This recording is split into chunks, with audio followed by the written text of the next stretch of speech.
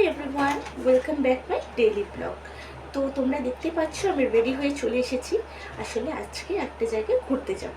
তো কোথায় যাচ্ছি না যাচ্ছি তোমরা তো সেটা দেখতেই পাবে।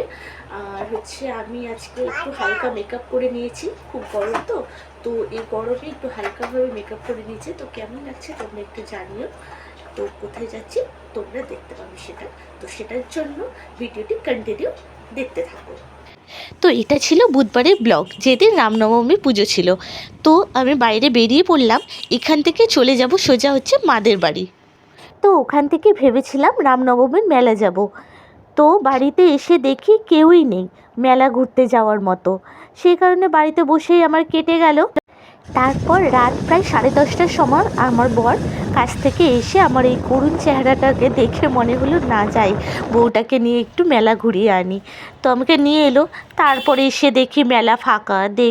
সেটা দেখে দেখো আমার মুখের অবস্থা। তো যাই হোক, গেলাম মেলার দিকে। তো যাই হোক, মেলা গিয়ে আবার একটু স্বস্তি এলো যে না, মেলা এখনও পুরোপুরি শেষ হয়ে যায়নি, এখনও কিছুটা বাকি আছে, হয়তো আমাদের জন্য একটু বাকি আছে।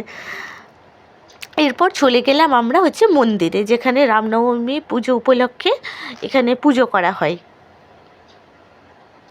মন্দিরে গিয়ে ঠাকুরকে একটু প্রণাম করে নিলাম, প্রণাম করে হচ্ছে প্রসাদ নিয়ে নিলাম। তারপর মেলার দিকে বেরিয়ে পড়লাম। এই যে মেন অ্যাট্রাকশন জিলিপি ভাজা হচ্ছে। তারপরে আমরা হচ্ছে একটু খেলনা দেখতে এলাম আমার ছেলের জন্য, কিন্তু আর কিছু নিইনি। তারপর চলে এলাম সোজা হচ্ছে চপ ঘুগনির দোকানে। মেলায় এসে চপ ঘুগনি খাবো না সেটা আবার হয়? আমার চপ ঘুগনি খুব ফেভারিট, তবে চপ ঘুগনিটা খুব একটা ভালো ছিল না। তারপর চলে গেলাম রোলের দোকানে, বাড়ির জন্য রোল নিব বলে। তো কি ভাগ্য ভালো, রোল হচ্ছে 7টা নিব, তো 7টাই ছিল। তো বেশ ভালো রোলটা ছিল, খেতে বেশ ভালো লেগেছিলো। মেলাতে তো এসব জিনিস খুব একটা ভালো পাওয়া যায় না, তবে ভালো ছিল। তারপর মনে হলো মেলায় এসেছি, মেলার পাঁপড় না নিলে হয়। তারপর মেলার পাঁপড় নিয়ে নিলাম।